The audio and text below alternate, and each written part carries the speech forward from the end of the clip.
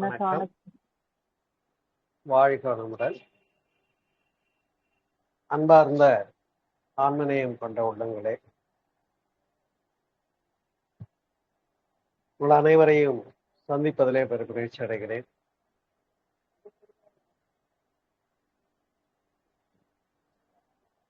நம்முடைய சமீப காலத்திலே வாழ்ந்த மகான்களிலே வள்ளல் பெருமானார் அவர்கள் வகுத்து தந்த நெறி சமரச சுத்த சத்திய சன்மார்க்கம் என்று சொல்லக்கூடியது. அப்படி சமரசம் என்ற சொல்லே உயிரிடத்திலே ஒருங்கிணைப்பை ஏற்படுத்தக்கூடியதாக, அனைவரும் சமம் என்பதை உணர்த்தக்கூடியதாக வகுத்து தந்திருக்கிறார். அதிலும் குறிப்பாக சுத்த சன்மார்க்கம் என்ற சொல்லே தேவைப்பட்டதனுடைய காரணம், அந்த ஒரு காலகட்டத்திலே சன்மார்க்கம் என்ற சொல் 4 பிரிவுகளாக பேசப்பட்டதை அறிவோம். தாச மார்க்கம், சத்புத்திர மார்க்கம், சகமார்க்கம், சன்மார்க்கம் என்று 4 உண்டு. இந்த மார்க்கங்கள் எங்கே கொண்டு போய் நம்மை சேர்க்கிறது? மார்க்கம் என்றால் வழி. எங்கே கொண்டு போய் நம்மை சேர்க்கிறது என்பது முதல் நிலை கேள்வியாக இருக்கிறது. அந்த வகையிலே தாச மார்க்கம் என்று சொல்லக்கூடியது தாசானு தாசனாக, அடியார்க்கு அடியானாக இறைவனை பின்பற்றுகின்றவர்கள் அமைகின்ற அன்பு நெறியது. ஆனால் உரு வழிபாடு என்ற நிலையிலேதான் அது பொருந்துகிறது. உரு வழிபாட்டை கடந்து மந்திர வழிபாடு என்று குறிப்பிடுகிற போது, அதுவும் ஆலயங்களிலே தான் நிகழ்த்தப்பட்டாலும் கூட, ஒலி என்ற வைப்ரேஷனை அடிப்படையாக வைத்து இறைநிலையை நம்முள் ஈர்த்து கொள்வதற்காக உரிய உச்சரிப்போடு கூடிய மந்திரங்களை சொல்லுகிற போது, தாச மார்க்கம் என்ற நிலையிலே இருந்து நாம் உயர்ந்து சர்ப்புத்திரனாக மலர்கிறோம். சர்ப்புத்திரன் என்று சொன்னால் நல்ல மகன் என்று பொருள். ஆம், இறைவனுக்கு நல்ல மகனாக ஆகிறோம். அந்த வகையிலே தாச மார்க்கம் என்பது முதல் நிலையாகவும், மந்திரங்களோடு இறைவனை பின்பற்றுகிற போது நல்ல மகனாகவும், 3வது நெறியாகிய யோகத்தை நாம் பின்பற்றுகிற போது சகமார்க்கம் என்ற 3வது நிலையை சென்று சேருகிறோம். இதுல வார்த்தைகளுடைய வித்தியாசம் எவ்வாறு புரிந்து கொள்ள வேண்டும் என்று சொன்னால், இறைவனிடம் தாசானு தாசனாக, அடியார்க்கு அடியராக இருப்பது வேறு, நல்ல மகனாக உயர்வது வேறு. சிறப்புத்தானே? அந்த நல்ல மகனாக உயர்ந்து விளங்குகின்ற நிலையை கடந்து இன்னும் சிறப்பான ஒரு உயர்வுதான் சகமார்க்கம் என்று சொல்லக்கூடியது. சகன் என்று சொன்னால் குடும்பங்களிலே கவனித்திருப்போம். ஒரே இல்லத்திலே பெண்ணை மணம் புரிகிற 2 உறவுகளுக்கு சகலை என்று சொல்லுவார்கள். போத் ஆர் ஈக்குவல் என்று பெயர். அப்படி இறைவனோடு சமமாக ஆகிற இடம் யோகம் என்று கண்டார்கள். ஆனால் 3வது நிலை ஆகிய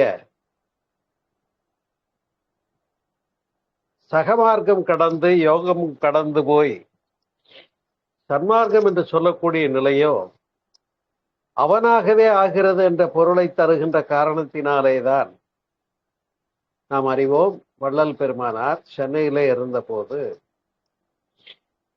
கந்த கோட்டத்துள் வள தலமூங்கு கந்தவேடே என்று பாடிய வரிகளை பார்க்கிறோம்.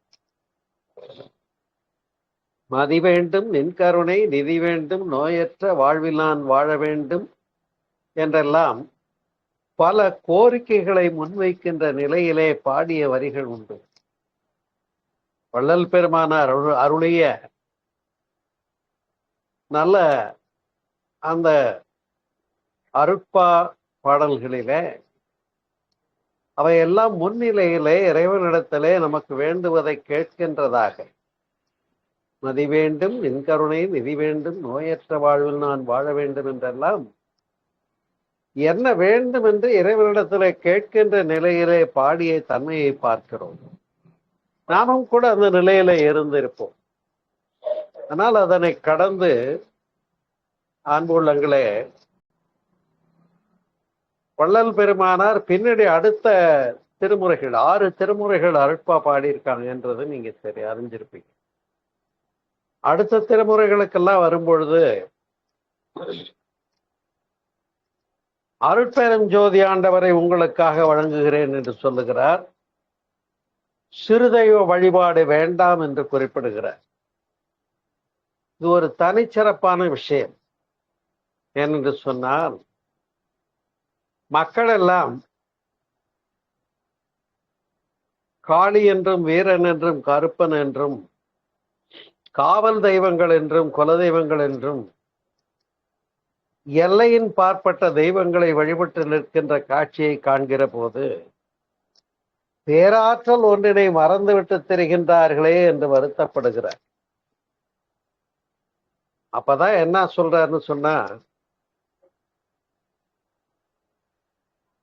சிறுதெய்வ வழிபாடு கூடாது என்ற கருத்தை வலியுறுத்தி பேசுகிறார். இன்னும் சொல்ல போனால், சற்று மிகையாக சிந்திப்போமே என்று சொன்னார். ஜாதியிலே, சமய நெறிகளிலே, சாத்திர சண்டையிலே, கோத்திர குப்பையிலே அபிமானித்தலைகின்ற உலகீர் என்று அவர் அழைக்க தேவையிருக்கின்ற அளவிற்கு இன்றைக்கு சமய சண்டைகள் தானே, ஜாதி சண்டைகளும் சமய சண்டைகளையும் எம்மார்க்கம் உன்மார்க்கம் என்று பிரித்து பேசுகின்ற நிலைகளையும் பார்க்கின்ற இடத்துல அவர் ரொம்ப வருத்தப்பட்டு போறார். இவையெல்லாம் கடந்த ஒரு நெறியை தர வேண்டும் என்று எண்ணுகிறார். சமரசத்தை தருகின்ற, சத்தியத்தை பேசுகின்ற சன்மார்க்கத்தை வலியுறுத்தி கொடுத்தார். நாம் அறிவோம், வடலூரிலே சென்று பார்த்தோமே என்று சொன்னால், தர்மசாலையை நிறுவியிருக்கிறார். வள்ளல் பெருமானார் ஏற்றி வைத்த அடுப்பும் அவரால் ஏற்றி வைக்கப்பட்ட விளக்கும் இன்றைக்கும் எரிந்து கொண்டிருக்கிறது. அந்த தர்மசாலையின் மூலமாக வருகின்ற உயிர்களுக்கெல்லாம் பசிப்பிணி நீக்குவதை அடிப்படை கருத்தாக முன்வைத்தார். என்று சொன்னால், அந்த காலகட்டத்தில் தொழிலுக்கு போய் உழவு செய்து வெயில்ல கஷ்டப்பட்டு ஏதாவது பணி செய்தாதான் அன்றைக்கு கொஞ்சம் கஞ்சி குடிக்கலாம், கூழு குடிக்கலாம். அந்த அளவுக்கு தொழில்ல மட்டுமே கான்சன்ட்ரேட் பண்ணிட்டு இருக்கக்கூடிய ஒரு மக்களிடத்துல இவர் சன்மார்க்க நெறியை பற்றி பேச முற்படுகின்ற போது, அதாவது யோகமும் கடந்து போய் அவனாகவே ஆகிறது என்ற நிலைதான் சன்மார்க்கம் என்று சொல்லக்கூடிய. அப்படிப்பட்ட உயர்ந்த ஒரு விஷயத்தை வள்ளல் பெருமானார் சொல்ல வருகின்ற போது, பசித்த முகங்கள், வறுமையினாலே வாடியவர்களை கண்டெல்லாம் வருத்தப்படுகிறார். வாடி இளைத்து துன்பப்பட்டு அவர்களுடைய துன்பம் நீங்க வேண்டும் என்ற எண்ணத்திலேதான் முதலிலே பசிப்பிணி நீக்க வேண்டும் என்பதை வலியுறுத்தி தர்மசாலையை நிறுவினார் என்பதை அறிவோம். இந்த தர்மசாலையை நிறுவியதோடு அவர் நின்று விடவில்லை. அதற்கு அடுத்த போலே பார்த்தீங்கன்னா ஞான சபையை அமைத்திருக்கின்றார்கள். அந்த ஞான சபையில சித்தம்பலம் பொன்னம்பலம் என்று அமைத்து சித்தத்திற்கு மையமாகிய இங்கே புருவ மத்தியை குறிப்பிடுகின்ற வகையிலும் மனோமையம்,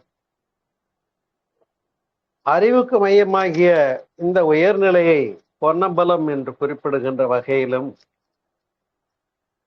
அங்கே எண்கோண வடிவிலே அந்த சிறப்பான ஒரு ஞான சபையை அமைத்து அங்கே ஜோதி வழிபாட்டை வழங்கினார். சுபேட்சை, விசாரணை, தனுமானசி, சத்துவாபத்தி, சமுசத்தி, பதார்த்த பாவனை, துரியம் என்றெல்லாம் சொல்லக்கூடிய 7 திரைகளை கடந்து உன்னுள் அந்த ஜோதியை தரிசிப்பாயாக என்று சொன்னார். இப்படி இந்து சமயம் பின்பற்றிக் கொண்டிருக்கக்கூடிய ஒரு வழிபாட்டு நிலைகளை கடந்து நம்மை வரச் சொல்லி அழைத்த சிறப்பு வள்ளலாருடைய ஒரு தனிச்சிறப்பு தானே. அந்த வகையிலே தான் அன்பு உள்ளங்களே, இந்த 4 மார்க்கங்களிலே உயர்ந்த சன்மார்க்கத்தை பற்றி பேசியது மட்டுமல்ல, அவற்றை 6 திருமுறைகள் மூலமாக விளக்கியது மட்டுமல்ல, இன்னும் சிறப்பாக உயிர்களுடைய உயிர்ப்பிணி, உடல் பிணி, மனப்பிணி இவற்றை மாற்றுவதற்காக வழிகளை சொல்லுகிறார். ஆம், பசிப்பிணியை மட்டும் பேசவில்லை, மனதினாலே துன்பப்படுகின்றவர்களுக்கு ஞானம் தேவை என்பதனாலே தான் ஞான சபையை நிறுவினார். நாம் அறிவோம். அந்த ஞான சபையிலே அவர் அமைத்த ஜோதி வழிபாட்டை கூட அறிந்தோ அறியாமலோ மக்கள் பின்னொரு காலத்திலே அங்கே ஒரு ஸ்படிகலிங்கத்தை வைத்து அபிஷேகம் நடத்துகின்ற நிலைமை இருந்தது. சன்மார்க்க சங்கங்களுடைய சார்பிலே நானும் அதற்கு போயிருந்தேன் 60களிலே. அப்பொழுது அந்த உரு வழிபாட்டை அங்கே அமைத்திருக்கிறதை மாற்றம் பெற வேண்டும் என்று தீர்மானம் போட்டோம். பின்னர் அது நீக்கப்பட்டது. ஏனென்று சொன்னால், வள்ளல் பெருமானார் போன்ற மிகப்பெரிய ஞானிகள் என்ன சொல்றாங்க அப்படின்னு சொன்னா, இந்த 7 திரைகளுக்கு தத்துவங்களை சொல்லி விளக்கங்களை கொடுத்து நீ இறைவனிடம் நாட்டம் கொள்ள வேண்டும், சுபத்தை விரும்பும் இச்சை என்று சொல்லுகிறார். சுபேட்சை என்பது அவ்வாறு ஒவ்வொன்றுக்கும் பொருளோடு கூடிய திரைகளை அங்கே கொடுத்தால், இன்றைக்கும் கூட நாம் வடலூருக்கு சென்று வண்ணத்திரைகளை நீக்குகின்ற காட்சியை மட்டும் கண்டுவிட்டு ஜோதியை தரிசனம் செய்து வணங்கி வருவோமே என்று சொன்னால், வள்ளல் பெருமானார் கொடுத்த ஜீவகாருண்ய ஒழுக்கம் என்னாச்சு? நாம் சிந்திக்க வேண்டியவர்களாக இருக்கிறோம் அன்பு உள்ளங்களே. அருமையான சொல்லாக ஆன்மநேய ஒருமைப்பாடு என்று ஒன்றை விளக்குகின்றார். ஆன்மநேயம், ஆன்மா அழிவற்றது என்பதை அறிவோம். நம் உடலிலே உயிராக இயங்குகின்ற அந்த ஒன்று தூய்மை பெற பெற தூய ஆன்மாவாக மாற்றம் பெறுகிறது. கிறிஸ்டியானிட்டியில கூட ஆவியினுடைய ஞானஸ்நானம் என்று சொல்லுவார்கள். அப்படி இந்த உயிரானது தூய்மை பெறுகின்ற நிலை, அதை குறிப்பிடுகின்ற வகையில ஆன்மா அன்பினாலே பிற உயிர்களை சிந்திக்கிற போது எல்லா உயிர்களும் அந்த ஒன்றாகிய பெருநிலை இறை நிலையிலிருந்துதானே வந்தது என்று கண்டார்கள். அதை புரிந்து கொள்ள வேண்டியதுதான் ஞான சபையினுடைய வழிபாட்டு நெறிகளாக வகுத்து தரப்பட்டது.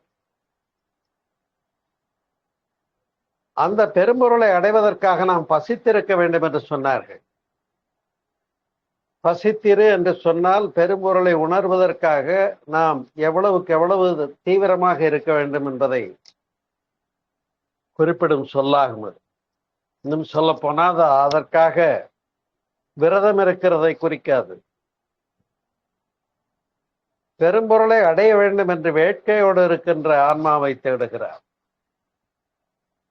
நீங்கள் எல்லாம் நடைப்பிணங்களாக வாழ்கின்றீர்களே, நீங்கள் எல்லாம் அந்த பெரும்பொருளை உணர்வதற்காக, அருட்பெரும் ஜோதி ஆண்டவரை உணர்ந்து கொள்ளுவதற்காக முற்படவில்லையே என்று ஏங்கி தவிக்கின்ற நிலையை பார். எனவேதான்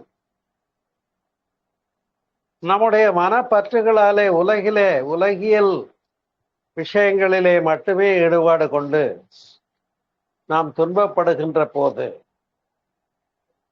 இந்த நிலைகளெல்லாம் மாற்ற வேண்டும் என்று கருதித்தார் தனித்திரு என்ற சொல்லை சொல்லுகிறார். மூன்றாவதாக விழித்திரு என்பதையும் சொல்லுகிறார். அதுதான் பசித்திரு, தனித்திரு, விழித்திரு என்பது. இந்த விழித்திருத்தல் என்ற அழகான சொல் இன்றைக்கு நாம் பல மகான்களாலே ஒப்பிட்டு உணரத்தக்க உன்னதமான சொல்லார். பகவான் ரமணர் ஆன்ம விழிப்பை பேசுகிறார். ஓஷோ அகவிழிப்பை பேசுகிறார்.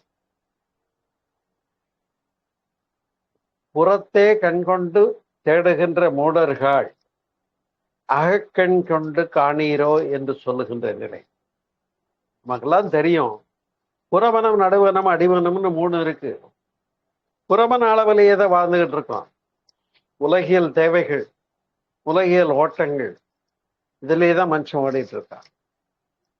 ஆனால் அந்த பெரும்பொருளை தேடுகின்ற பசி உனக்கு என்றைக்கு வருகிறதோ அதனை பசித்திருத்தல் என்று சொன்னார். அதற்காக புற பற்றுகளிலிருந்து நீங்கி இருப்பதை தனித்திருத்தல் என்று சொன்னார்.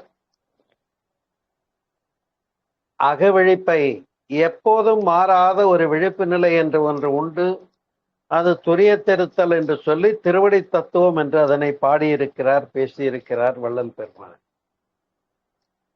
திருவடி என்றால் நாம் என்ன எண்ணுவோம் என்று சொன்னால், ஆலயங்களிலே அமைக்கப்பட்டிருக்கக்கூடிய இறைவனுடைய பாதார விந்தங்களை குறிக்கின்ற சொல்லாக நாம் கருதுகிறோம். ஆனால் அதனை காட்டிலும் இறைவனுடைய திருவடி எங்கே இருக்கிறது என்று சொன்னால், நாம பெருமாள் கோயிலுக்கு போனோம்னா 2 பாதங்கள் அமைக்கப்பட்ட ஒரு ஜடாரி என்ற ஒன்றை தலையிலே வைப்பார். அதன் பொருள், இறைவனுடைய திருவடி உன்னுடைய உச்சியிலே அமைந்திருக்கிறது, அமைய வேண்டும் என்பதுதான். அதை புரியும்படியாக சொல்றவர் Vethathiri Maharishi. The other end of mind is almighty என்று சொல்லுகிறார். மனத்தின் மறுமுனை கடவுள் என்று சொல்லுகின்றார். எனவே நீ மனமாகவே மனோமய கோஷத்திலே வாழ்ந்து கொண்டிருக்கிறாய மனிதா. உலகம், புலன்கள், புலன் தேவைகள், அதற்கான இன்பங்கள், இன்ப நாட்டங்கள், அதற்கான பொருள் தேடல்கள், இவை மற்றிலுமே இருந்து வாழ்ந்து கொண்டிருக்கக்கூடிய மனிதனை பார்த்து நீ அகவிழிப்பு பெற்று உன்னுடைய புறமன தேவைகள் நாட்டங்களிலிருந்து நடுமனத்திற்கும் அடிமனத்திற்கும் சென்று, இந்த அடிமனம் என்ற நிலைக்கு நாம் யோக நிலையில சென்று அமைகிற போது உன்னுடைய தேவைகளை எல்லாம் அந்த பேராற்றல் வழி நடத்தி கொடுக்கின்ற ஒரு அழகான நிலையை நீ உணரலாம் என்றதைத்தான் யோக நூல்கள் எல்லாம் பேசுகிறது. இன்னும் புரியும்படியாக கொள்ளலாம் என்று சொன்னால், யாருக்கு விழிப்புணர்வு இருக்கிறதோ, யாருக்கு மாறாத விழிப்புணர்வு இருக்கிறதோ, அவருக்கு அந்த உள்ளுணர்வு தெளிவாக செயல்படும் என்பது. அதை அவர் பாடலிலே கூட வெளிப்படுத்துகிறார். நான் உரைக்கும் வார்த்தையெல்லாம் என் நாயகன் தன் வார்த்தை என்று பாடியிருக்கிறார் பாருங்க. எனவே அருட்பாவை பாடி வழங்கியது என்னமோ வள்ளல் பெருமானார் தான். ஆனா அவர் என்ன சொல்றாருன்னா, எனக்கு அங்கிருந்து வார்த்தை வருது, எழுதுறேன்னு சொல்றார். அதுக்கு பேர் தான் உள்ளுணர்வுன்னு பேரு. அந்த உள்ளுணர்வை நாமும் பெற முடியும், தொட முடியும் என்பதுதான் அங்கே உள்ள அடிப்படை கருத்தாகும். அந்த ஒரு காரணத்தினாலே தான் அதை உயர்வு பெற முடியும் என்று சொன்னால் ஆன்ம நேய ஒருமைப்பாட்டை வலியுறுத்துகின்றார் வள்ளல் பெருமான். ஆன்மாக்கள், உயிர்கள் எல்லாம் ஒன்றை ஒன்று அன்பு செய்தல், ஆன்ம நேயம் என்று சொல்லுகிறார். அதனுடைய அட்வான்ஸ் ஸ்டேஜுக்கு போகும்போது நாம் எல்லாம் பிற மனிதர்களை ஒத்து நினைக்கின்ற தன்மையை பேசுவோம் ஆன்மீகம் என்று சொன்னார். இப்போ ஆன்ம நலம் என்று சொன்னால் ஆன்மாவோடு இருக்கின்ற உயிர்கள் எல்லாம் சமம், எல்லா மனிதர்களும் சமம் என்ற கருத்து மட்டும்தான். ஆனால் ஐயறிவுடைய உயிர்களையும் அதன் நிலையை சேர்த்து ஜீவகாருண்ய ஒழுக்கத்தை பேசியது வள்ளல் பெருமானாருடைய தனிச்சிறப்பு. எல்லா உயிர்களும் இன்புற்றிருக்க நினைப்பதுவே அல்லாமல் வேறொன்றறியேன் பராபரமே என்று பேசிய பாடிய முந்தையவர்களுடைய ஞானத்தை எல்லாம் தொகுத்து வழங்கியது மட்டுமல்ல வள்ளல் பெருமானார். தாவரங்கள் முதலாக அந்த ஓரறிவுடைய உயிர்களும் கூட துன்பப்படுகிற போது, அதுக்கு தண்ணி இல்லைன்னு தவிச்ச போது, ஒரு முல்லை கொடிக்கு தன்னுடைய தேரை கொடுத்தார் வேந்தர், பாரி வேந்தர் என்று படித்திருக்கிறோம். அப்ப பிற உயிர்களுடைய துன்பத்தை உணரக்கூடிய அளவிற்கு நாம் நுணுக்கம் பெறுவதை வலியுறுத்துவதுதான் ஆன்மநேய ஒருமைப்பாடு என்று சொல்லக்கூடிய. எனக்கு எப்படி வலிக்குதோ அப்படித்தான் அந்த உயிருக்கும் கஷ்டமா இருக்கும்ன்றதை உணரக்கூடிய தன்மை வர வேண்டும். அதனால இன்றைக்கு நாம் எப்படி எல்லாம் வாழ்ந்து கொண்டு இருக்கிறோம் என்று சொன்னால், நான் மகிழ்ச்சியாக இருக்க வேண்டும், எனக்கு வயிறார உணவு கிடைக்க வேண்டும், என்னுடைய வாழ்வியல் அடிப்படை தேவைகளை எல்லாம் நிறைவு செய்து இன்னும் ஆடம்பர தேவைகளை நோக்கி பயணப்பட்டு கொண்டிருக்கிறோம். ஆனால் ஔவையார் என்ன சொன்னார்? உண்பது நாழி உடுப்பது 4 முழம் என்று சொல்லுகின்றார்கள். அப்ப வயிற்றுக்கு உணவுங்கிறது எந்த அளவுக்கு கொள்ளுமோ அவ்வளவுதான் கொள்ள முடியும். இருக்குங்கிறதுக்கோ இல்லை நிறைய பொருள் அடிப்படையில அந்த உணவை கொண்டு வந்து வச்சுட்டாங்க, இன்னும் நம்ம அதிகமா சாப்பிட முடியுமா? வயிறு கொள்ளுகின்ற அளவுக்குத்தான் உணவு எடுத்துக் கொள்ள முடியும். அதான் உண்பது நாழி என்று ஔவையார் பேசுகிறார். அதே போல உடுப்பது 4 முழம் என்பதை நிரூபித்து காட்டியவர் காந்தியடிகள், நீங்கள் அறிவீர்கள். அரையாடையை அணிந்து அவர் காமன்வெல்த் மாநாட்டுக்கு கூட போனதை அறிகிறோம்.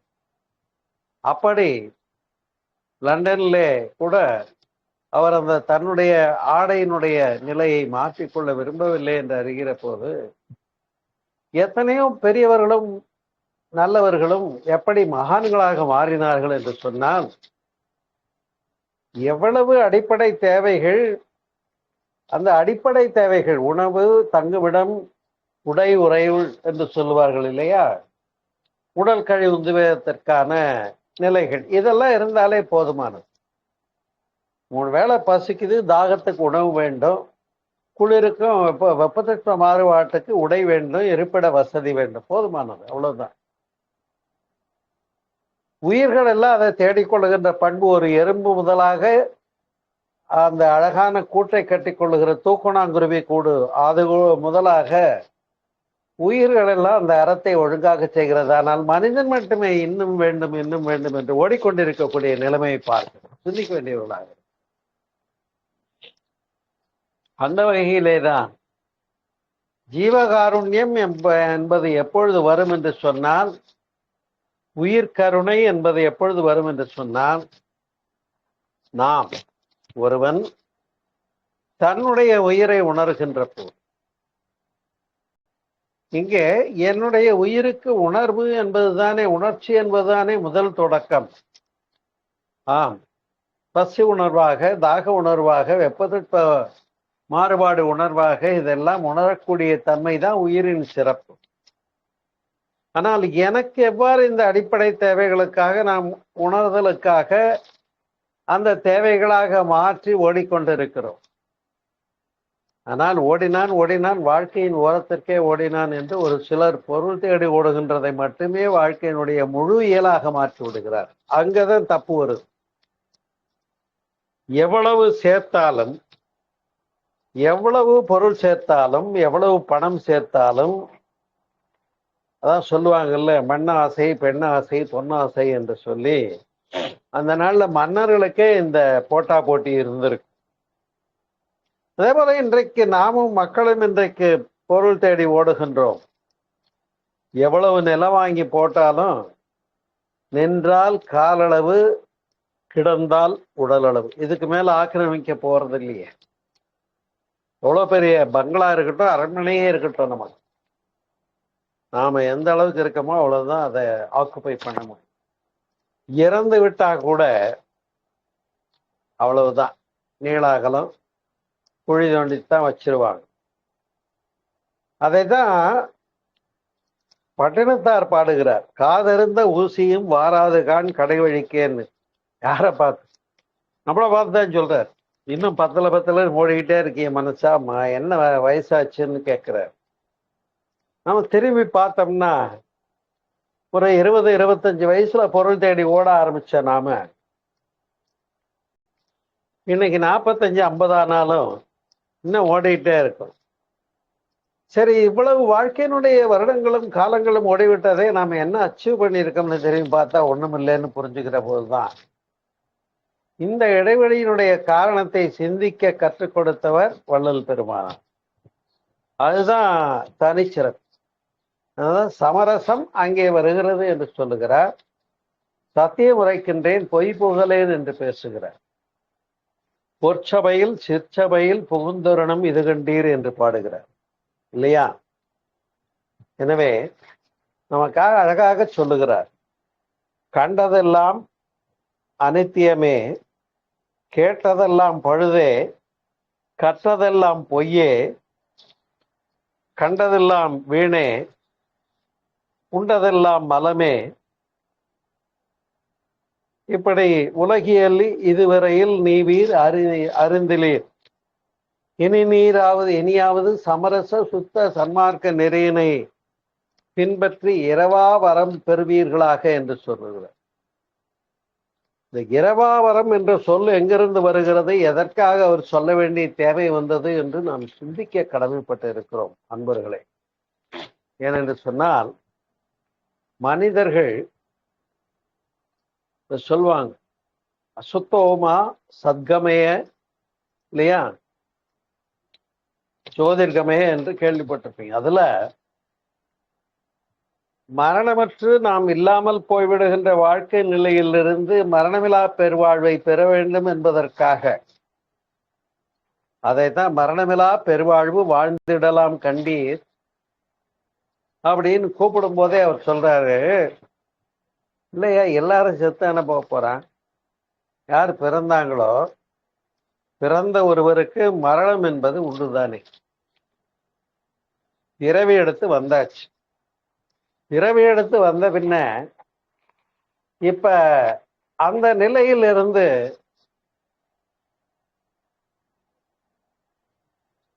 என்னைக்கு பிறந்தமோ அன்னைக்கே ரிட்டர்ன் டிக்கெட்டோட தான் வரும், இறந்து போறது உறுதி.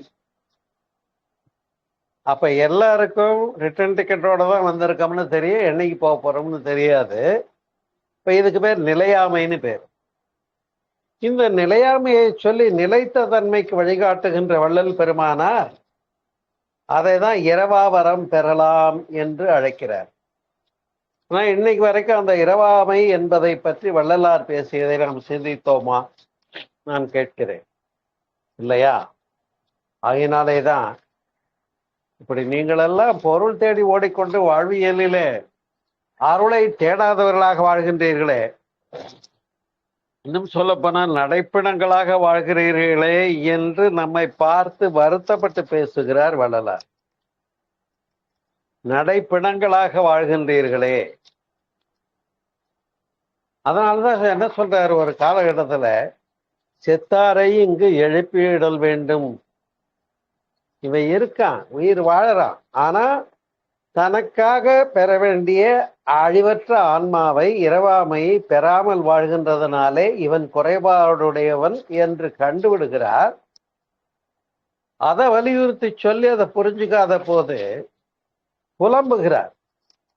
நடைப்பிணங்களாக வாழ்கின்றார்களே, ஏதோ போறாங்க வர்றாங்க உயிர் வாழ்ந்துகிட்டு இருக்காங்க. யாரை பார்த்து? நம்மளை பார்த்து தான் சொல்றோம்.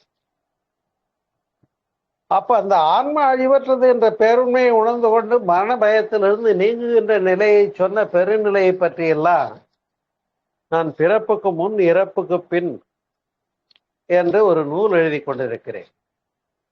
விரைவில் அந்த புத்தகம் நிறைவு பெற்றது. அது பிரிண்டிங்ல இருந்து வந்த உடனே ஒரு சின்ன வெளியீட்டு விழாவும் செய்வதாக இருக்கு, பிறப்புக்கு முன்னும் இறப்புக்கு பின்னும் என்று. ஏனென்று சொன்னா நாம் சிந்திக்க வேண்டிய பெரும் பதம் அதுவே. இரவா வரம் பெறலாம் என்று சொன்னார்கள்.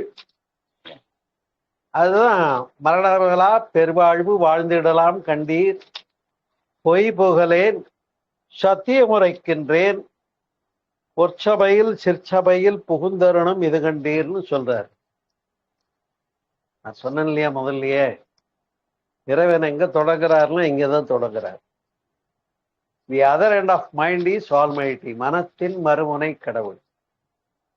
நம்ம மனோமய கோஷமாகவே வாழ்ந்து கொண்டு இருக்கிறோம். உடல் அளவில் அன்னமய கோஷமாகவே வாழ்ந்து கொண்டு இருக்கிறோம். நான் அதை கடந்து விஞ்ஞானமய ஆனந்தமய கோஷத்துக்கு போறோமான்னு கேட்டா போறதில்லை. அதற்குரிய இடம்தான் யோகாவில் துரியம் என்று பெயர். அரிதியில் யோக நித்திரை என்று மறைமலையடிகள் இதனை குறிப்பிடுகிறார். போனீங்களா? யோகம் செய்வார் இல்லை, தியானம் செய்வார் இல்லை. ஆகையினாலேதான் அவர் பேசுகிறார், அன்பு உள்ளங்களே, நீங்கள் எல்லாம் அருட்பெரும் ஜோதி ஆண்டவரை புரிந்து அந்த உருவமில்லாத இல்லையா, நம்ம எல்லாம் வீட்டுல எத்தனை உருவங்களை வச்சு வழிபட்டுக்கிட்டு இருக்கோம். அத சுத்த சன்மார்க்க நெறியை அடைவீர்களாக என்று வலியுறுத்தி நம்மை அழைக்கின்றது மட்டுமல்ல, இதுக்கெல்லாம் எது தடையாக இருக்கிறது என்று கண்டுபிடிக்கிறார். மதங்கள், ஜாதிகள் இல்லையா. அப்ப அதை பற்றியும் பேசுகிறார். அதை சொல்லும் போது அவர் சொல்றாரு, சமயங்கள், மதங்கள், மார்க்கங்கள் இவற்றின் ஆசாரங்கள் இருக்கா இல்லையா. ஒவ்வொரு மதங்கள்லையும் இப்படித்தான் வாழணும்னு நெறியெல்லாம் சொல்லி கொடுத்துட்டு போயிட்டாங்க.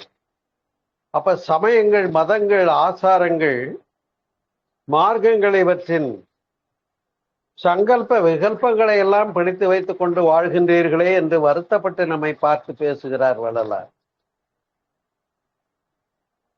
அப்ப அதிலிருந்து நீங்கள் விடுபட்டு வருவீர்களாக என்று அழைக்கிறார்.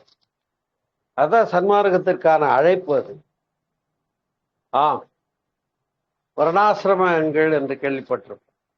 அந்த நாள்ல இருந்து இன்னை வரைக்கும் இந்த ஜாதி சண்டையெல்லாம் வச்சுட்டு தானே இருக்கும் போச்சா சமுதாயத்துல.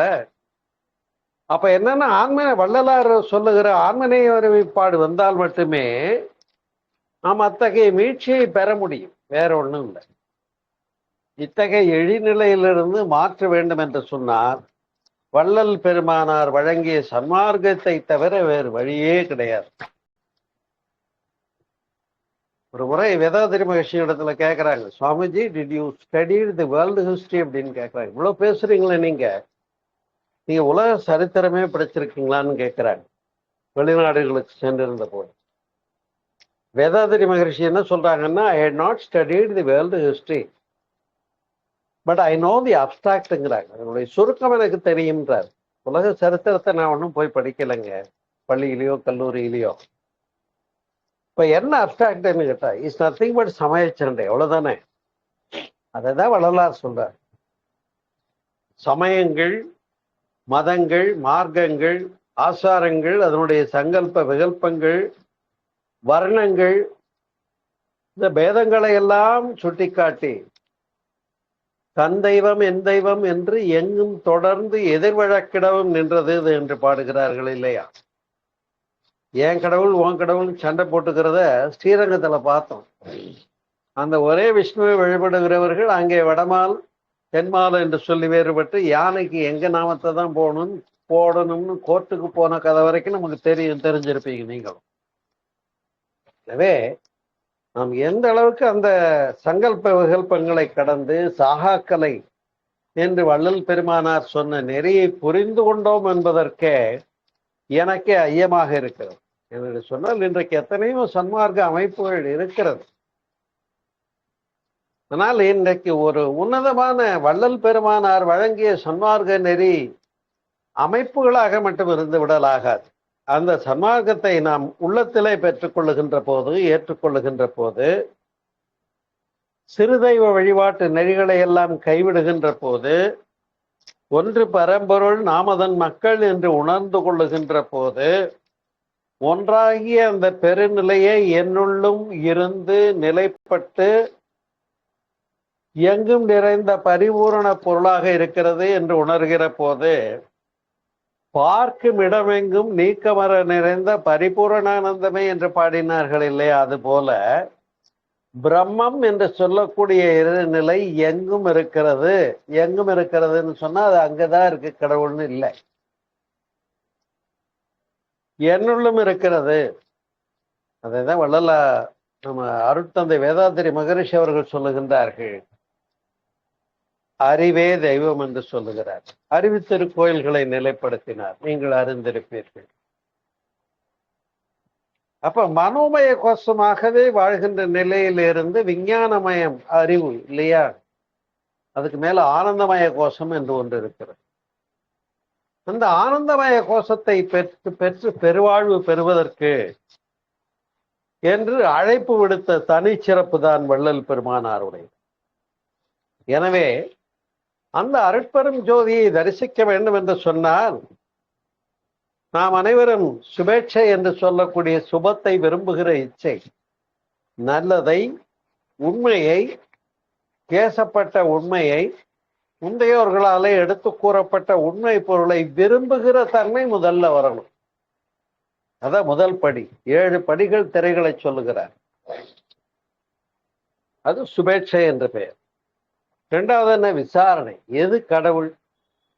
கடவுள்கிட்ட போய் வரம் கேட்கிறோம். டோட்டாலிட்டி அதுக்கெல்லாம் தெரியும்னு சொல்றோம். இந்த கடவுள் என்ற ஒன்று, எல்லாம் தெரிந்த ஒன்று, எங்கும் நிறைந்த ஒன்று, பரிபூரண பொருள் என்று சொன்னால் நான் ஏன் அதனிடத்துல ரிக்வஸ்ட் வைக்கணும், பெட்டிஷன் வச்சாதான் அது தெரியுமா? ஒரு பெரியவங்க பாடினாங்க, எனக்கு என்ன வேண்டும் என்ன வேண்டாம் என்பதை எல்லாம் என்னை விட நன்கறிந்தோன் என் பெருமானே. அப்ப எனக்கு என்ன வேணும் என்ன வேணாங்கிறதெல்லாம் அந்த இறைவனுக்கு தெரியும் என்று புரிந்து சொன்ன பேருண்மையை சொன்னது. அதை அறிகின்ற அறிவை ஆராய்ச்சி என்று சொல்லுகிறார். 2வது படி. 3வது படி பற்றுவிடல் என்று சொல்லுகின்றார்கள். பற்றுக பற்றத்தான் பற்றினை. பற்றுக எதற்காக? அப்பற்று விடற்கு. அப்ப அவன் அருளாலே அவன் தாழ் வணங்கி என்று இறைப்பொருளை நாம் உணர்ந்து ஒழுகி கடைபிடித்து மகிழ்கின்ற போது இந்த உலகபரமான விஷயங்களும் ஈடுபாடுகளும் இயல்பாகவே குறைந்து விடுகின்ற ஒரு பேருண்மை நிலையை எடுத்து சொன்னதுதான். அதை தான் தனுமானசி என்று சொல்லக்கூடிய பற்றுவிடல் என்பதாக. அதே போல சத்துவாபத்தி என்று சொல்லக்கூடிய சத்தாகிய மேன்மை இறைப்பொருளை பற்றுவதை பற்றி பேசுகிறார். அந்த 4வது திரையாக குறிப்பிடுவது அதுதான். ஏன்னா இந்த 7 திரைகளை நீக்கினால் இறை தரிசனம் என்றால் அது நமக்கு வேணுமா வேணாமா? அதை தான் சிந்தித்துக் கொண்டிருக்கிறோம். அடுத்த 5வதாக சமுசொத்தி என்று சொல்லக்கூடியது அந்த பெரும்பொருளை பற்றுகின்ற பற்றினையும் விட்டுவிடுகின்ற சமநிலையை குறிக்கிறது. அந்த சமநிலை என்பது நம்முடைய உள்ளத்திலே விருப்பு வெறுப்பு இல்லாத தன்மை என்று யோக நூல்களும் பேசுகிறது, புத்தரும் பேசுகிறார். விழிப்புணர்வோடு கூடிய உள்ள சமநிலை என்று புத்தர் பேசினாரே, நாம் திரும்பி பார்த்து புரிஞ்சுக்கிட்டோம்ன்றதுதான் என்னுடைய கேள்வி. நான் புத்தரையும் பேசியிருக்கிறேன், ரமணரையும் பேசியிருக்கிறேன், மகரிஷியையும் பேசியிருக்கிறேன். எல்லாமே ஆன்மீக அறிவியல் என்ற என்னுடைய யூடியூப் பேஜில் போய் கேட்டு பாருங்க. அப்ப அந்த புத்தர் சொன்னதும் கூட அந்த விழிப்புணர்வு உள்ள சமநிலையோடு கூடிய விழிப்புணர்வை பேசுகிறார். அப்பதான் பற்றியது விடல்ன்றது அடுத்த படி. அடுத்த பதார்த்த பாவனை என்று சொல்வது, இது 7வது திரையாக சொல்லுகிறார். பதார்த்த பாவனைன்னா வேறுபாடுகள் நீங்குதல் என்று. ஆமா, இங்க இருக்கிற ஆன்மா இதனுடைய தன்மையை புரிந்த ஒருவனுக்கு பிற உயிர்களை பார்க்கிற போது அந்த உயிரும் இந்த உயிரும் ஒண்ணுதானே, அது டோட்டாலிட்டி, அதுல இருந்து வந்த நாமெல்லாம் சகோதரர்கள் என்ற சமத்துவ உணர்வும் சகோதரத்துவ உணர்வும் வரும். அதுக்குதான் ஆன்மனே. ஆன்ம நலம்னு பேர் வச்சுட்டா பத்தாது. ஆன்மா நலமாக இருக்கணும்னா ஆன்மாவை அறிய வேண்டும். ஆன்மாவை அறிய வேண்டும் என்றால் யோகம் செய்ய வேண்டும். யோகம் செய்தால் தன்னை அறிதல் என்று சொன்னார். இப்ப அதைதான் பேதங்கள் நீங்குகின்ற நிலைக்கு நம்ம இட்டு செல்லக்கூடியது. அதுதான் பதார்த்த பாவனை என்று சொல்லக்கூடியது. பேதங்கள் நீங்குதல், கடைசியா துரியம் என்ற தரிசனம். இதை பற்றி பேசியதும் வள்ளல் பெருமானாருடைய தனிச்சிறப்பு தான். ஏனென்றால் இந்த 7 திரைகளை நீங்கி இறை தரிசனத்தை காண்பதை அடையாளமாக சொன்னது வள்ளலார் சொன்னார். ஆனா நாம என்ன பண்றோம், எப்படி பழனிமலைக்கு போறத ஒரு வேலையா வச்சுக்கிட்டு தைப்பூசம்னா போயிடுறோமோ, அது மாதிரி அங்கேயும் போய் 7 வண்ணத்திரைகளை நீக்கி அந்த சுடரை மாத்திரம் பார்த்து விட்டு வந்துட்டோம்னு சொன்னா நாம் வள்ளலாரை பின்பற்றி விட்டோமா என்பதை உங்களுடைய சிந்தனைக்கே விட்டு விடுகிறேன் நண்பர்களே. புரிகிறதா? ஆகையினாலே மிக உயர்ந்து பேசிய மகான் இந்த காலகட்டத்திற்கு ஏற்றையான விஷயங்களை எல்லாம் நமக்கு வழங்கினார். குறிப்பாக உயிர்களின் மீது துன்பப்படுத்துதலை நீ அப்ளை பண்ணக்கூடாது, அதுதான் ஜீவகாருண்ய ஒழுக்கம் என்று சொல்லி உயிர் கொலையை தவிர்க்க சொன்னார். சிறப்பான வார்த்தை. உயிர் கொலை தவிர்க்க வேண்டும் என்று சொன்னாரே. அப்ப புலால் மறுத்தலை மிக அழகாக பேசுகிறார். வள்ளுவரும் அதனை பேசுகிறார். தனது ஊன் வளர்க்க பெரிது ஊன் உண்பான் எங்கனம் ஆளும் அருள் என்று பேசுகிறார் வள்ளுவரும் கூட. அப்படி அதைத்தான் சிறப்பான உயிர்கருணையினுடைய வெளிப்பாடாக விளக்கியது வள்ளலாருடைய தனிச்சிறப்பு. எனவே மரணமிலா பெருவாழ்வு வாழ்ந்திடலாம் கண்டீர் என்று அவர் சொன்ன சாகா கலை என்று நான் புரிஞ்சுக்கிட்டோமா? இதுதான் தேவை. சாகா கலைன்னு ஒண்ணு வள்ளலார் பேசிட்டு போயிருக்காரு. அப்ப நாம சாகாம இருக்க முடியுங்கிறதுக்கு வழி சொல்லியிருக்காரு வள்ளலார். அப்படின்னா அதை நான் புரிந்து கொண்டேனா என்பது மிக தேவையான விஷயமாக இருக்கிறது. ஏன்னா எல்லா மகன்களையும் பார்த்து வழிபடுபவர்களாக இருந்து விடுதலே பயனேதுமில்லை. அதாவது ஞானியர்களை வணங்குவதிலே சிறப்பேதுமில்லை. நாமே ஞானியாக மலர்வதே சிறப்பு. புரிஞ்சுக்கோங்க. சில பேர் பார்த்தீங்கன்னா நிறைய மகான்களுடைய படங்களா வச்சு மாலை போட்டு ஃப்ரேம் பண்ணி அந்த படத்துக்குள்ள அவங்க இருப்பாங்க. ஆனா அவங்க சொன்ன கருத்தை எதையுமே எடுத்துக்கிட்டாங்களான்றது சந்தேகமா தான் இருக்கு. இப்போ கூட ஜீவ சமாதிகள்னு சொல்லி மகான்களுடைய சமாதிகளை தேடி போய் நான் வைப்ரேஷன் வாங்கிக்கிறேன்ற வேலையை ஒரு பெரிய வேலையா செஞ்சிட்டு இருக்காங்க பல பேர். ஆனா இப்படியெல்லாம் வாங்கறதில்ல. இதெல்லாம் பிச்சை எடுக்கிற மாதிரி சின்ன சின்ன ரெக்குவயர்மெண்ட்ஸ். நாம அந்த ஒன்றாகிய பெரும்பதத்தை நம்முள் உணர்ந்து விட்டோமே என்று சொன்னால் that totality will supplies wherever the fraction will demands. இந்த சிறிய பின்னமாகிய ஜீவாத்மாவுக்கு என்ன தேவையோ இதெல்லாம் வழங்கக்கூடிய பெருங்கருணை ஆண்டவரை பேசுகிறார். அருட்பெரும் ஜோதி, அருட்பெரும் ஜோதி. அவர் எப்படி இருக்காரு? தனி பெரும் கருணையாக இருக்கிறார். அப்போ உன்னுடைய உள்ளத்திலே அந்த அன்பு இருந்தால் நீ ஓய்வு பெறலாம் என்று சொன்னதுதான் வள்ளலாருடைய தனிச்சிறப்பு. அதே அன்பை பற்றி திருமூலர் பேசியிருக்கிறார் இல்லையா? அவர் கடவுளாகிய சிவத்தை மட்டும் பேசவில்லை. அன்பு சிவம் இரண்டென்பார் அறிவிலர். அதை உணர்ந்து கொண்ட பின் அன்பே சிவமாய் அமர்ந்திருந்தாரே முடிச்சிட்டார். அப்ப திருமூலர் சொன்னது ஒன்னாதான் இருக்கு, வள்ளலார் சொன்னது ஒன்னாதான் இருக்கு, எல்லா மகான்கள் சொன்னதும் ஒன்னாதான் இருக்கு. ஆனா நாம தான் சரியா புரிஞ்சுக்கிட்டு வழிபடுறோமான்னு கேட்டா, மகான்களை வழிபடுகின்ற வேலையை கரெக்டா செஞ்சிடறேன், பின்பற்றுவதில்லை, அவங்க சொன்ன உபதேசங்களை வாங்கிக்கிறது இல்லைன்னா நான் பின்பற்றி பயனில்லை என்பதை இன்றைக்கு நான் முன்வைக்கின்ற முதல் காரணியாக இருக்கிறது பாருங்க. எனவே கடவுள் ஒன்றே, அது அருட்கருணை பெரும்பதம். அதனால்தான் தனி பெரும் கருணை என்ற வார்த்தையை உபயோகப்படுத்துகிறார் வள்ளலார். எனவே அதை அடைவதற்கு போகா புனல் என்று சொல்லக்கூடிய கல்வி ஞானத்தை பெறுங்கள் என்று சொல்லுகிறார். இப்படி சமரச சுத்த சத்திய சன்மார்க்கத்தின் மூலமாக அதை வகுத்து கொடுத்து 6 திருமுறைகளை பேசிய வள்ளல் பெருமானார் தன்னுடைய 6வது திருமுறையில எல்லாம் சுத்த அத்வைதத்தை பேசியிருக்கிறார். நான் முதல்லயே சொன்னேன் உங்களுக்கு. முதல் 2 திருமுறைகள்ல ஒரு வழிபாட்டில் பாடும்போது கந்த கோட்டத்துள் வளர் தலமோங்கு கந்த வேலை என்று மதி வேண்டும், கருணை, நீதி வேண்டும், நிறைய வேண்டும் என்று பாடுவார். பார்த்துப்பீங்க, அந்த கவியெல்லாம் கேள்விப்பட்டேன். நான் இப்ப அதை நினைவு பள்ளியிலே படித்ததும். ஆனா 6வது திருமுறைக்கெல்லாம் வரும்போது சுத்த அத்வைதத்தை பேசுகிறார். அத்வைதம்னா என்ன? இறைநிலை வேறல்ல, நான் வேறல்ல, எல்லாம் ஒண்ணுதான்னு புரிஞ்சுக்கிற தெளிவு தான் அத்வைதம். அதைத்தானே ஒன்றே கடவுள் என்று சொன்னார்கள். அப்ப அந்த ஒரு பெரும்பொருளை உணர்ந்து கொள்வதற்காக 6 திருமுறைகளை பாடி 6வது திருமுறையில சுத்த அத்வைதத்தை பேசிய காரணியோ என்னவோ தெரியாது. அவர் சித்தி வளாகத்துல காணாமல் போயிடுறார். நீங்க தெரிஞ்சிருப்பீங்க. ஏன்னா கோயிலை வச்சு பிழைக்கிறவங்கன்னு வச்சுக்கோங்க. நானும் ஒரு கோயில்ல வேலை பார்த்திருந்தேன். ஆனா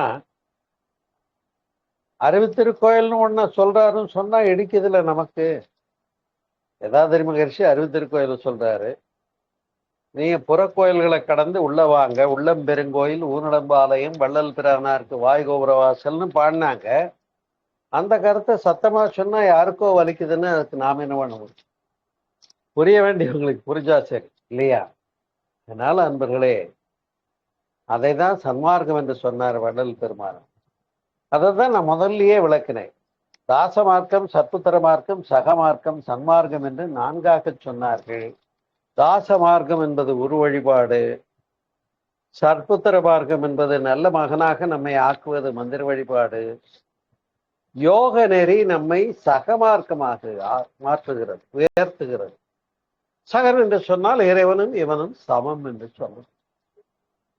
அவன் நாம புறமாக வச்சிருக்கணுமா? சரியிலே ஈசன் சடவடிவாகி நின்றான், கிரியிலே மந்திர வடிவாகி கிட்டு அருகிருந்தான், ஊனமிலா யோகமதில் உள்ளொளியாகினானே. இப்ப யோகத்துல உள்ளொளியாகவே உணரக்கூடிய பெருநிலையை பேசுனா நான் அதுக்கெல்லாம் வரமாட்டேன், நான் வெளியிலேயே கடவுளை வச்சு பார்த்துக்கிட்டு இருக்கேன் நம்ம சொன்னா எவ்வளவு தவறும். அந்த தவறை சுட்டி காட்டி ஜாதியிலே, சமய நெறிகளிலே, சாத்திர சண்டையிலே, கோத்திர குப்பையிலே அபிமானித்தலைகிறேன் என்று வள்ளல் பெருமானார் சொன்ன நெறிகளை இன்றைக்கு நாம் புரிந்து கொள்ளுவோமே என்று சொன்னார்.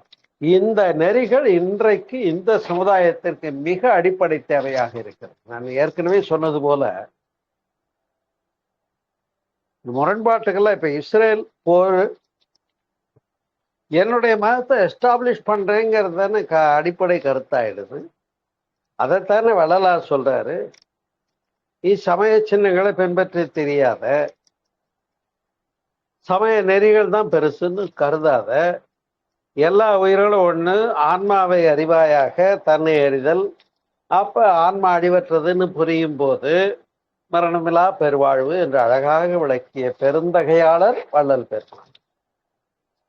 எனவே வள்ளல் பெருமானாருடைய கருத்துக்கள் எல்லாம் இன்றைய காலகட்டத்திற்கு சமுதாயத்துக்கு சென்று சேர வேண்டும் என்ற கருத்தோடுதான் இன்றைய தலைப்பை சிறப்பான ஒரு சன்மார்க்கம் என்ற சொல்லை சிந்தனை விருந்தாக அமைத்துக் கொண்டோம். இந்த சிந்தனைகள் எல்லாம் இன்றைக்கு உங்களுக்கும் நம் அனைவருக்கும் இந்த சமுதாயத்திற்கும் தேவையாகத்தான் இருக்கிறது என்பதை உணர்ந்து கொண்டிருப்பீர்கள். எனவே மகான்களை பின்பற்றி வழிபடுபவர்களாக மட்டும் இருந்து விடாதீர்கள். மகான்களை பின்பற்றி அவருடைய கருத்துக்களை எடுத்துக்கொண்டு நீங்களும் அந்த பெருநிலைக்கு உயர முடியும் என்று கூறி, அத்தகைய உயர்வும் மன மலர்ச்சியும் அறிவின் மேன்மையும் இறை ஞானமும் ஜீவகாருண்ய ஒழுக்கமும் உங்களிடம் பொங்கி ததும்பி பிரவாகித்து சிறக்கட்டும் என்று கூறி இந்த உரையை நிறைவு செய்கிறேன். நன்றி, வணக்கம். வாழ்க வளமுடன், வாழ்க வளமுடன், வாழ்க வளமுடன்.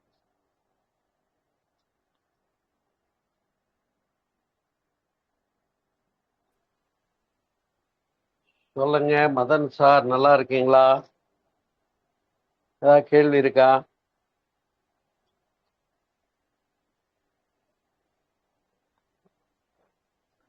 ஐயா வணக்கம், வாழ்க வளமுடன். வாங்கண்ணா ருத்ரமூர்த்திண்ணா, சொல்லுங்கண்ணா. வாழ்க வளமுடன். நல்லா சிறப்பா சொன்னீங்க. அதாவது வள்ளலார் செத்தாரை விழித்தெழச் செய்வோம், அதை தவறா புரிஞ்சுக்கிட்டாங்க மக்கள். செத்தாரை என்பது மனோமய கோஷமாக இருக்கிறீர்களே, விஞ்ஞானமய கோஷமாக தெளிவடையுங்கள் அப்படிங்கிறது தான் அந்த வார்த்தை யூஸ் பண்ணார் அவரு. ஆனா மக்கள் நிஜத்தில் இறந்து போன உடலை உயிர்த்தெழச் செய்வது அப்படின்னு தவறா புரிஞ்சுக்கிட்டாங்க. அதுதான் வருத்தமான ஒரு விஷயம். ஆமா ஆமா. அது ஒண்ணு. 2வது வந்து மனதின் மறுமுனை. இன்னொரு முனை வந்து தெய்வம் அப்படின்னு சொல்லிட்டு சொன்னீங்க. அது வந்து அறிவு. மனதின் மறுமுனை. இன்னொரு முனை வந்து கு அது சாத்தான் அப்படின்னு புரிதலுக்காக அந்த வார்த்தைய சொல்லலாம். என்ன ம். அப்படின்னு கேட்டா, நம்ம வந்து மத்தியமத்துல இருக்கிறப்போ, அந்த மனோமய கோஷத்தோட நம்ம வந்து ஏமாந்து போயி, பாழா போயிட்டு இருக்குமே அப்படிங்கிறது தான் வந்து அந்த சாத்தான் இயக்கம். ஆனா மத்தியமத்துல வந்து, அங்கிருந்து கடந்து வந்து, புரிந்து, இன்னொரு அந்த விஞ்ஞானமய கோஷத்துக்கு போறப்ப, அந்த அறிவின் பயனில் நம்ம வந்து தெய்வமாக கருதப்படுவோம். புறத்திலும், அகத்திலும் வெவ்வேறாக இல்லை. புறத்தில் இருப்பதும், அகத்தில் இருப்பதும் ஒன்றே. அதான் அப்படிங்கிறது வந்து சமரசம். அந்த அதான் சமரசம். சன்மார்க்கத்தில் போதிக்கப்பட்டது. அந்த மாரி வந்து அந்த புரிதலுக்கு பொருத்தமா வந்து அந்த உதாரணங்கள குடுத்தீங்க. ரொம்ப நல்லா இருந்ததுங்க ஐயா. நன்றிகள். சந்தோஷம். வணக்கங்கள். இப்படி கேட்டுட்டு ஒரு ஃபீட்பேக், ஒரு கேள்வியாவது கேட்டாதான் எனக்கு ஒரு நிறைவாக இருக்கிறது. வேற ஒண்ணும் கண்டிப்பாக. இல்லைங்களா? ம், ம். ஆனா அனைத்து வாய்ப்பும் நம்மிடம் கொடுக்கப்பட்டுள்ளது. நாம் எதை எவ்வாறு எப்படி பயன்படுத்துகிறோம் அப்படிங்கிறத பொறுத்து தான் நமக்கு பலன் அளிக்கும். ஒரு சமையல் ம். ரூம்ல இருக்க எல்லா பொருளும் இருக்கும். எத எத எடுத்து போட்டு பண்ணோம்னா என்ன வரும் அப்படிங்கிறது தான் ரிசல்ட். அந்த மாதிரி நமக்கு வந்து ஆன்மீக வழிகாட்டுதல்ல வந்து எல்லாமே காட்டப்பட்டு இருக்கிறது. இன்னொரு வரி சொன்னீங்க. இது வந்து இந்த சித்தர்கள் சமாதி அது இதுன்னு அங்க போயிட்டு வைப்ரேஷனை வாங்கிட்டு வர அப்படின்னு.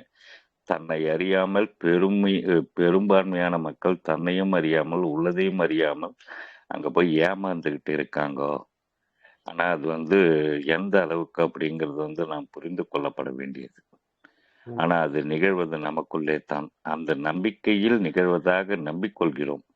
நிஜத்தில் நிகழ்வது அந்த கொஞ்ச நேரத்துல ஒரு சிறு மயக்க நிலை அப்படிங்கிறது வந்து நான் அனுபவப்பட்டு இருக்கேன். ஸோ அந்த புரிதல் அது ஒரு விளக்கம் கொடுத்தீங்க. நன்றிகள் சூப்பர், ஐயா. சூப்பர். மகிழ்ச்சிங்க. ரொம்ப சந்தோஷம். நான் இவ்வளவு நேரம் பேசுறதுக்கு உங்ககிட்ட இருந்து கிடைக்கிற அந்த ஃபீட்பேக், அந்த உணர்ந்த மகிழ்ச்சி, நிறைவு, இது எல்லா உயிருக்கும் சென்று சேரணுங்கிறது தான் நம்ம விருப்பமாக இருக்கிறது. நல்லதுங்க ஐயா. நன்றிகள். ரொம்ப வாழ்க மகிழ்ச்சி, வளம். ரொம்ப மகிழ்ச்சி. வாழணும். ஆனா நான் சொன்னது மறந்துடாதீங்க. பிறப்புக்கு முன்னும் இறப்புக்கு பின்னும் உயிரின் நிலைன்னு ஒரு புத்தகம் எழுதியிருக்கேன். விரைவில் வெளியீட்டு விழா வரும்.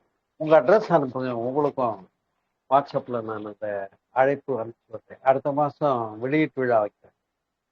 சரிங்க ஐயா. நீங்களும் எல்லோரும் வந்து கலந்து கொள்ள வேண்டும் என்று அன்போடு அழைக்கின்றேன். வாழ்க வளமுடன். நல்லதுங்க ஐயா. நன்றி. வாழ்க வளம். மகிழ்ச்சியோட இன்றைய தேதியில முதலாக இந்த புத்தகத்தினுடைய ஆஹ், அறிமுகம். இதுதான் அந்த புத்தகம். பிறப்புக்கு முன் இறப்புக்கு பின்னும் என்னுடைய நூல். இன்னும் சீக்கிரத்துல நூல் பிரிண்ட் ஆகி வந்துடும். கம்ப்ளீட்டா இன்னும் வரல. ப்ரெஸ்ல இருக்கு. வந்த பின்னால அடுத்த மாதத்துல ஒரு வெளியீட்டு விழா வைக்கிறேன். எல்லாரும் பங்கேற்க. நல்லதுங்க ஐயா. நல்லது. நன்றி மகிழ்ச்சி. நன்றி. வாழ்க வளமுடன். வேற கேள்வி? வாழ்க. இல்ல கேள்வி அது இல்ல. புரிந்தது தெளிவாக. அதற்கான இல்ல நன்றி. வேற யாருக்காவது டவுட் இருந்தா கேட்கட்டும்.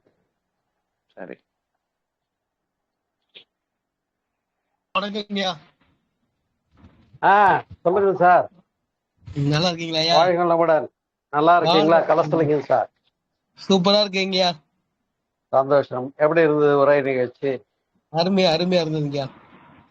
வெறும் படத்தை வச்சு கும்பிடாம அவங்க சொன்ன கருத்துக்களை கேட்டு முன்னேறி எவ்வளவு அருமையா சொன்னீங்க பாருங்க. சூப்பருங்க. ரொம்ப ரொம்ப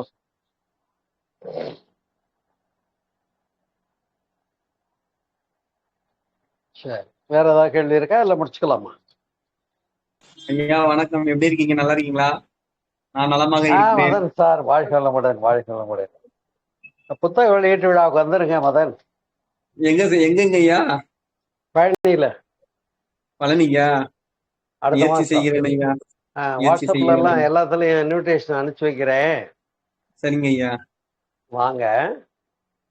இங்க குழுல எல்லாம் சேர்ந்து ஒன்னா வந்தாங்கன்னா வந்துடலாங்க ஐயா. ஒன்னும் கஷ்டம் இல்ல. பழனி முருகனை பாக்குற சாக்குல வந்துருங்க. அப்புறம் இதுலயும் கலந்துட்டு போயிடலாம். பழனி முருகன் உங்களை கூப்பிட்டாரு. வர்ற மாதிரி ஆ, ஆ, ஆ. சண்டே சண்டே மாதிரி வைங்க, ஈஸியா இருக்கும் வர்றதுக்கு எல்லாத்துக்கும். ஓ, அது சொல்றீங்களா? இல்ல, ஆமா. அது கொஞ்சம் இந்த வெளியிடுபவர் வந்து பெங்களூர்ல இருந்து வர்றாரு, ஒரு விஞ்ஞான பேராசிரியர். அதனால அவருடைய தேதியை ஒட்டி எந்த டேட் கொடுத்தாலும் வச்சிருவேன். பார்ப்போம். சண்டேயா இருக்க மாதிரி பாருங்கய்யா. சரிங்க, சரி. லீவா இருக்கும்ல, ஆனா எல்லாரும் வர கொஞ்சம் வாய்ப்பா இருக்கும்ல அக்கௌண்ட். ஆமா ஆமா, எனக்கு பக்கம் தானே, நான் கரூர் தானே, நான் வர ஈஸி. ரொம்ப சந்தோஷம். அவர் பாத யாத்திரையா வந்துருவாருங்கய்யா.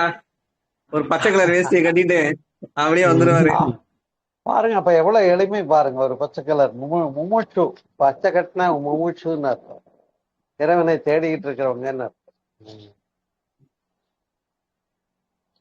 நல்லா சொன்னீங்க. நல்லா நீங்க அந்த ராமலிங்க அடிகளாரை பத்தி நிறைய சொன்னீங்க. இப்ப உள்ள மக்கள் எல்லாருமே சுயநலமா தான் இருக்கிறாங்களே தவிர்த்து பொதுநலம், நம்மள மாதிரிதான் அவங்க இருக்கணும், நமக்கு வலிச்சா அவங்களுக்கு வலிக்கும் அப்படிங்கிற ஒரு தாட் எதுவுமே இப்ப உள்ள மக்களுக்கு யாருக்குமே இல்ல. நான் நல்லா இருந்தா போதும், என் குடும்பம் நல்லா இருந்தா போதும் அப்படின்னு தான் எல்லா இடத்துலயும் இருக்கிறாங்க.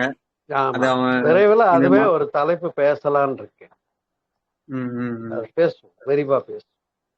அது இப்படி பண்ணும்போது நமக்கு நல்லா இருக்கிறவங்களும் மனசு மாறிடுவாங்க. வந்துட்டு பொதுநலம் பண்றவங்களும் இவங்க எல்லாம் இப்படி இருக்கிறாங்களே, நம்ம எல்லா உயிர்களையும் போய் பாக்குறோம், ஆனா அவங்க சுயநலமா இருக்கிறான்னு சொல்லிட்டு அது நல்லோர் நமக்கு அந்த ஒரு என்றைக்கு நல்லோர் தான், அவங்க பரந்த நோக்குல தான் வாழ்வாங்க, அவங்க மாறிட மாட்டாங்க.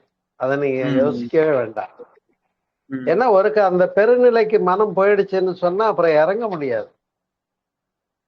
அதாவது உயிர் கருணை, பிற உயிர் நல்லா இருக்கணும்னு நினைக்கிற இடத்துக்கு ஒருத்தவங்க வந்துட்டாங்கன்னா அவங்க சுயநலத்துக்கு மறுபடியும் போக மாட்டாங்க. நான் கேரண்டி அதுக்கு. வாங்க, சென்னையில தான் உங்களுக்கு சென்னை டு பழனி ட்ரெயின் இருக்குல்ல, வந்துருங்க. சரிங்க சரிங்க. எந்த டேட் சொன்னீங்க? டேட் நான் அப்புறம் அனௌன்ஸ் பண்றேன். சரிங்கய்யா, ஓகேயா. நன்றி, வாழ்க வளமுடன். நன்றி, வாழ்க. வேற கேள்வி இருக்கா? வணக்கம் ஐயா. வணக்கம் சபரி சார், சொல்லுங்க. ஒரு சபரி, வளர்ந்து வரும் ஞானி சபரி. அருமை. அப்படி